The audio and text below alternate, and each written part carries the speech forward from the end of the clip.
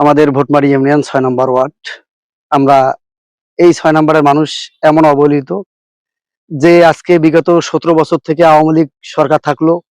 ১৭ বছরে আমাদের রাস্তাঘাটের প্রতি কেউ কোনো দিকে তাকায় নাই।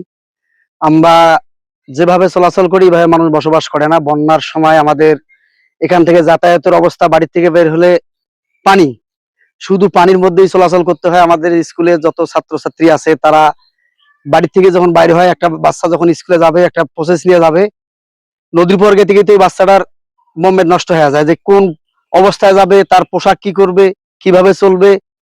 এই নিয়ে আমাদের যে সরকার আসে যায়, কেউ এই এলাকার দিকে তাকায় না।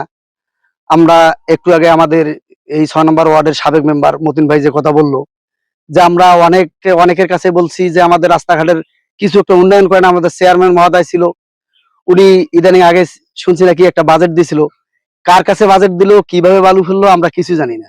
মাত্র ৪-৫ টলি বালু ফেললো, ফেলে শেষ করে দিল।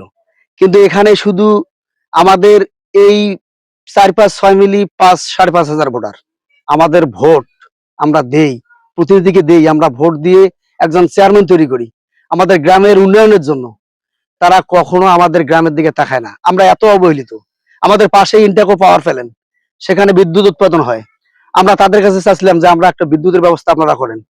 আমরা গ্রামবাসী সবাই মিলে তাদেরকে অবজেকশন দিয়েছিলাম, অথচ তারা বিদ্যুতের ব্যবস্থাও কেউ করলো না। আমাদের এই অবহেলিত এলাকার যে আজও কি কোনো রাস্তাঘাটের কোনো ব্যবস্থা হবে কিনা আমরা জানি না। কিন্তু এই উদ্যোগে আমরা গ্রামবাসী যারা আছি সবাই মিলে উদ্যোগ নিছি যে আমরা একটা রাস্তা সুন্দরভাবে তৈরি করার জন্য। আমরা যার কাছে ভাই ব্রাদার বন্ধু বান্ধব যারা আছে সবাই মিলে আমরা একটা কালেকশন তৈরি করতেছি যে ভাই দেন আমরা রাস্তাঘাটগুলো তৈরি করি, আমরা চলাচল করবো। আমরা সরকারের কাছে তো বঞ্চিত, সরকার তো তাকাচ্ছে না। আমাদের এমপি মহোদয় হয়েছে, উনি যে কোনোদিন এই কাজে সাড়া দিবে কিনা আমরা জানি না। তাই আমরা গ্রামবাসী সবাই মিলে সিদ্ধান্ত করে রাস্তাঘাটের কাজ করার জন্য আমরা উদ্যোগ নিছি। এই উদ্যোগে যারা উদ্যোগ কর্মকর্তা আছে তাদের কাছে আবেদন করি যে তারা যদি গেলে একটু সুদৃষ্টিতে তাকায় তাহলে আমাদের রাস্তাঘাটগুলো ঠিক হবে।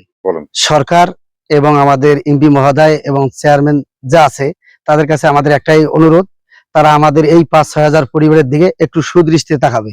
এটাই আমাদের তাদের কাছে আকুল আবেদন।